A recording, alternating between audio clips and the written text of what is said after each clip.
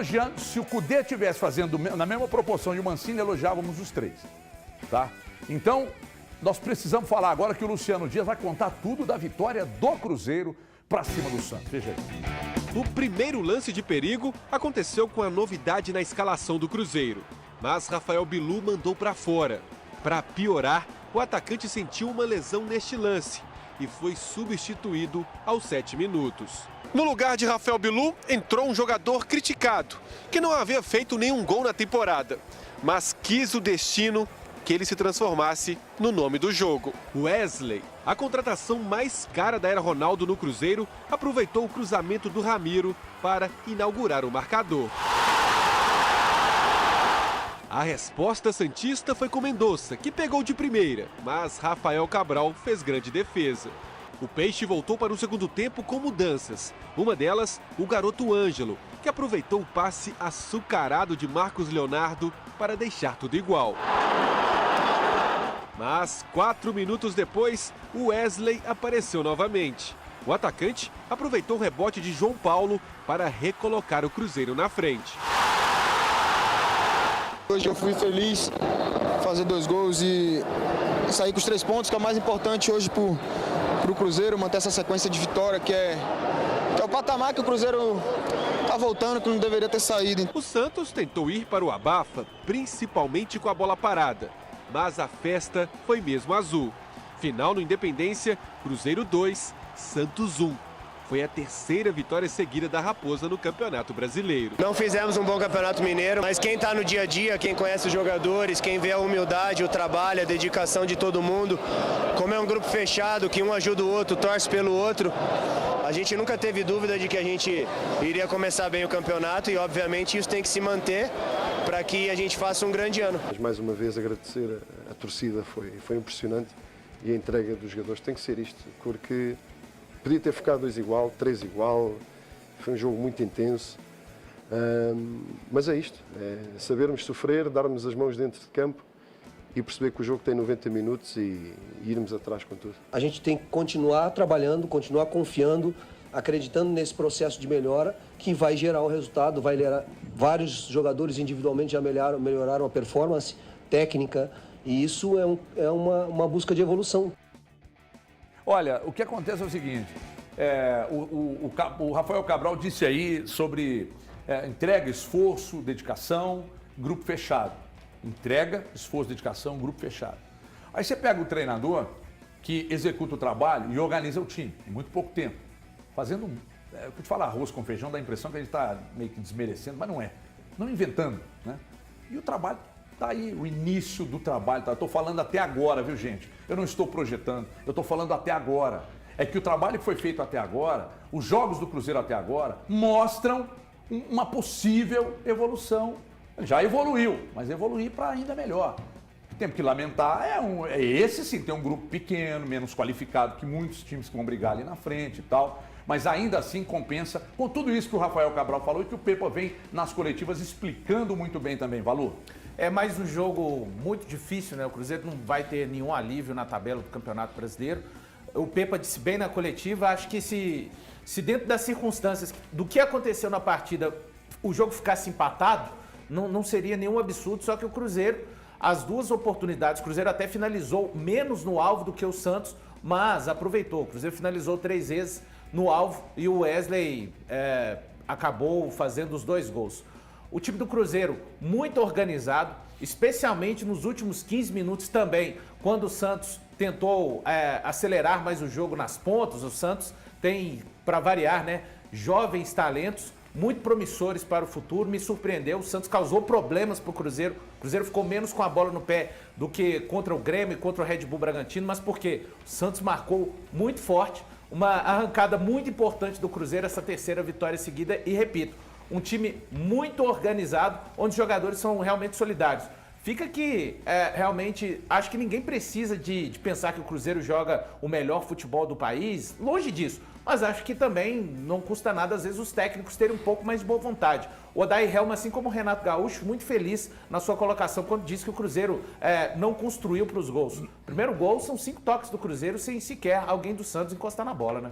Não, e outra coisa, a objetividade do Cruzeiro, o time é tão objetivo que às vezes passa despercebido pelo adversário. Thiago Fernandes, depois de tanto tempo, com meia hora de programa, agora você vai conseguir falar, Thiagão. Boa tarde. É isso tudo mesmo? Não é isso tudo não. Mas eu estava aqui observando atentamente meus colegas, hoje eu não tive vontade de interromper ninguém. É sinal que ninguém falou bobagem. É sinal que eu até acho que falaram, mas eu fui bem educado por mamãe. Sempre esteve. E sobre a situação do jogo do Cruzeiro, HG, o Cruzeiro, para mim, vai muito bem mais uma vez. É um time muito organizado. E eu acho que essa é a palavra-chave do trabalho do técnico Pepa. Por mais que ele tenha pouco tempo de trabalho, o Valor vai me ajudar com o tempo exato. Ele chegou, o primeiro treino dele foi 23 de março. 23 de março, dia do meu aniversário, inclusive.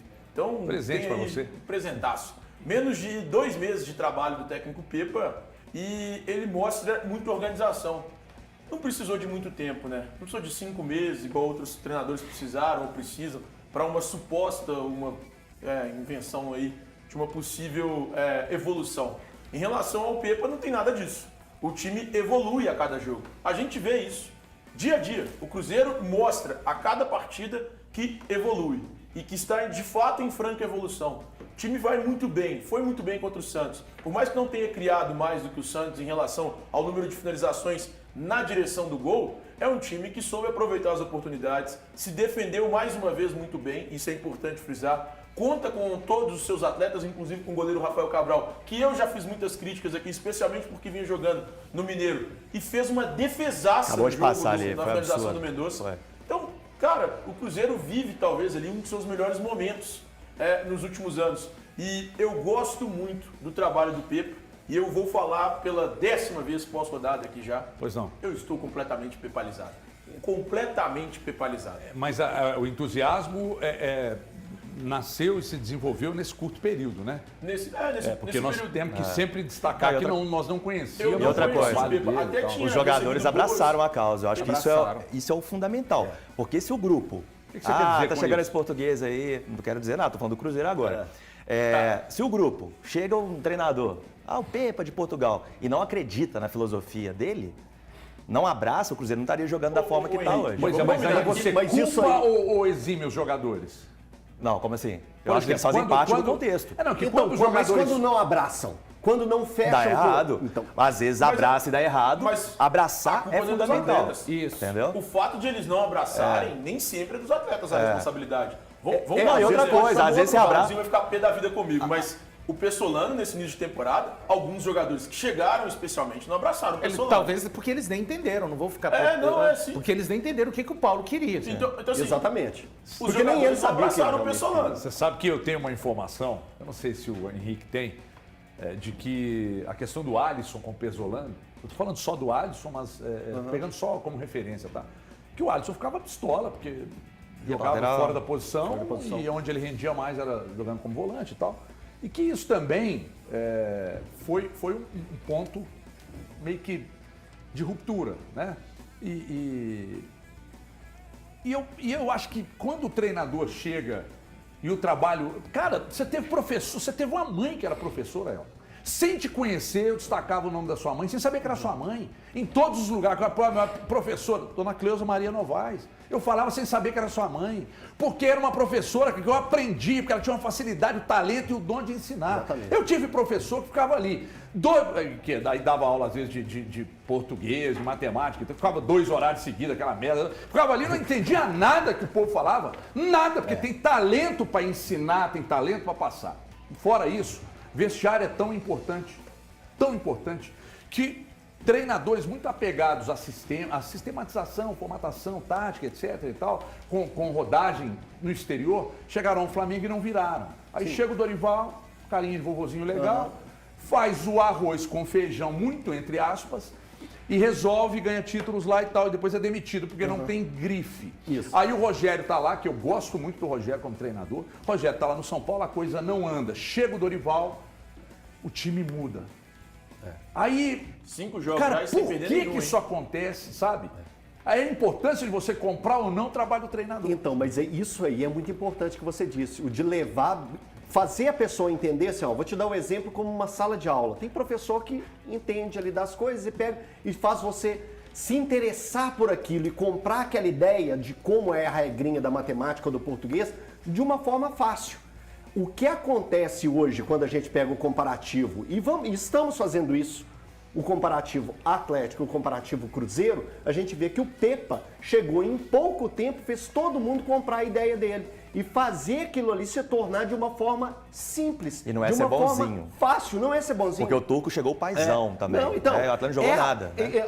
O Henrique, é a forma de tratar tudo em volta do futebol. Não só o tratamento, mas também os posicionamentos, as técnicas, as táticas. Tudo isso faz a diferença. E o que está acontecendo realmente, quando a gente vê tudo que acontece do lado do Atlético e do lado do Cruzeiro, é passivo sim da gente fazer essa discussão. E é interessante a gente fazer essa discussão. Por que o Cudê não está fazendo esse time jogar, mesmo fazendo as mudanças? Porque eu dei o exemplo do Botafogo, que está sim fazendo essas mudanças. Jogo após jogo. O Botafogo também tem 9 jogos no mês de maio, assim como o Atlético. Assim como vários outros. E as mudanças foram feitas lá e deram certo. Mas aqui não encaixa. O grande problema para mim, desculpa, Valor, te interromper mais uma vez, é a questão da desorganização, no caso do Atlético especificamente. Se o time fosse minimamente organizado... Então, mas ela é culpa de quem? Não adianta. Você pode botar o HG jogando, o Elton no lado, a linha de defesa com nós 5 aqui que o time vai render, cara. O time vai render. Se for organizado taticamente, isso vai dar certo. O Atlético é desorganizado. Eu nem tinha falado sobre o Atlético, tinha dado só uma pincelada bem rápida, mas o Atlético é desorganizado. É desorganizado quando enfrenta o Brasil de Pelotas, quando enfrenta o Botafogo. Então, para mim, essa evolução, ou franca evolução que era vista por muitos, eu até vejo alguma evolução em alguns jogos, ela era muito oscilante. O Atlético oscilava demais. É muito irregular. Faz um belo jogo contra o Santos. Nem foi contra o Santos, foi contra o Aliança Lima. Faz um belo jogo contra o Aliança Lima.